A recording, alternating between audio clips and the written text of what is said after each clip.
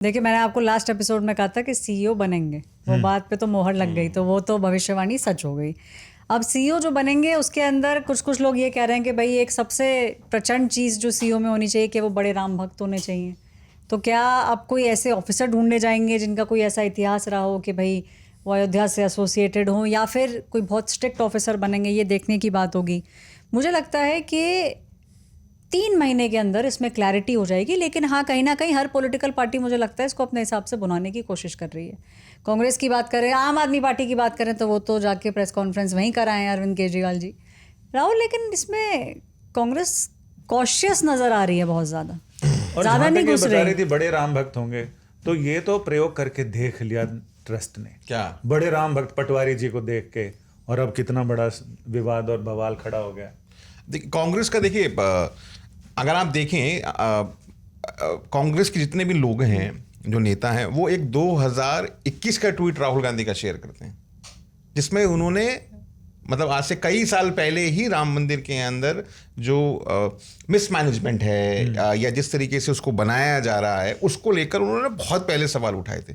तो वो तमाम जो नेता हैं, अब जब से ये चंदा चोरी की बात आई है, उनका वो पुराना ट्वीट शेयर करके ये बताते हैं कि देखिए, राहुल गांधी ने चिताया था, जैसे राहुल गांधी ने कोविड के लिए चिताया, राहुल गांधी ने चाइना के लिए आपको वार्न किया, तो उन्होंने आपको राम मंदिर के बारे में भी बताया था, लेकिन आप जाहिर है जनता जो है वो साथ में नहीं आई। तो कम से कम कांग्रेस को ऐसा लगता है कि ये पहला ऐसा इशू है जिसमें उनको फायदा होगा। क्यों, मैं बताता हूं थोड़ा सा। कांग्रेस ये मानती है कि लाखों देश में व्हाट्सएप ग्रुप्स और फेसबुक ग्रुप्स हैं जो कि बीजेपी के इकोसिस्टम चलाता है। ठीक है, उसमें बीजेपी के ही लोग होते हैं, आरएसएस के लोग होते हैं, वीएचपी के लोग होते हैं, उसमें कांग्रेस की तो कोई वॉइस होती नहीं है उन ग्रुप्स के अंदर। लेकिन उन ग्रुप्स के अंदर भी राम मंदिर चोरी की बात हो रही है। तो पहली बार कांग्रेस वहां पे है नहीं उन ग्रुप्स के अंदर, लेकिन वहां पर बीजेपी को और तमाम जो संघ परिवार है उनसे जवाबदेही मांगी जा रही है। अच्छा, उनको यह भी लगता है कि जो हमारा वोटर है, जो कांग्रेस का कोर वोटर है, वो शायद उसको इतना फर्क ना पड़ता हो, लेकिन जो बीजेपी का वोटर है उसके लिए बहुत बड़ा इशू है। और जो ये चोरी का जो मामला है, इससे बीजेपी को डैमेज हो रहा है। वो तो बार बार एक बात और पूछते हैं कांग्रेस वाले, वो बोलते हैं कि इतना चल कैसे रहा है, कि कहीं ना कहीं तो शाह है ना। वो बोलते हैं भाई आप देखिए सोशल मीडिया पर तमाम चीज़ों पर उनको लगता है कि ये अंदरूनी लड़ाई है संघ की, बीजेपी की। ये तमाम जो चीज़ें हैं, ये एक सक्सेशन वॉर चल रहा है और इसीलिए दिक्कत आ रही है लोगों को।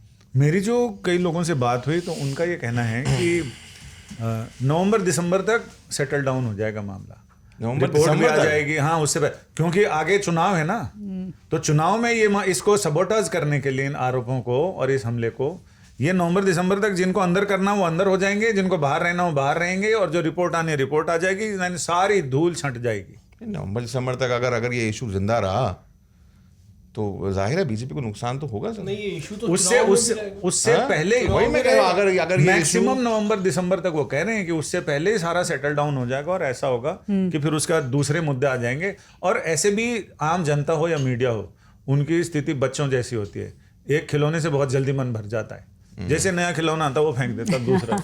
ऐसा नहीं है, ये राहुल गांधी और विपक्ष का एक ट्रेंड रहा है, आपको याद होगा, चाहे राफेल हो, चॉपर स्कैम हो, इनको तो लेके ये लोकसभा इलेक्शंस में तो बड़ा मुद्दा इन्होंने बनाया ही है।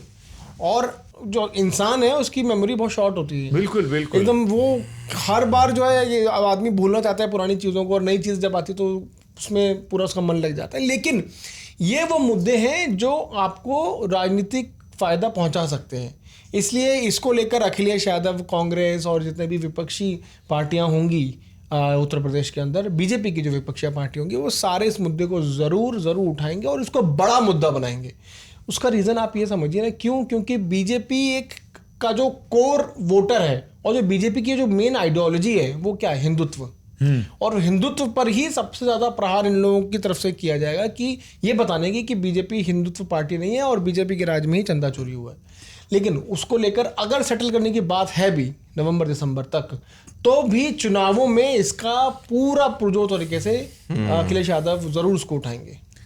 चंपत राय जी ने अपनी चुप्पी तो तोड़ दी है, लेकिन इसके बावजूद जो मुलाकातें चल रही हैं वहाँ पे, तो क्या उनको आगे चुप कराने के लिए, आगे बताने के लिए क्या मुलाकातें चल रही हैं? क्योंकि जब इस्तीफा हो गया, सब कुछ हो गया, फिर भी ट्रस्ट के लोग उनसे मिल रहे हैं, तो ये क्या विपक्ष को इससे बल मिलेगा? विपक्ष देखिए, सिंपल बात जो पीयूष कह रहा था वही मानता है।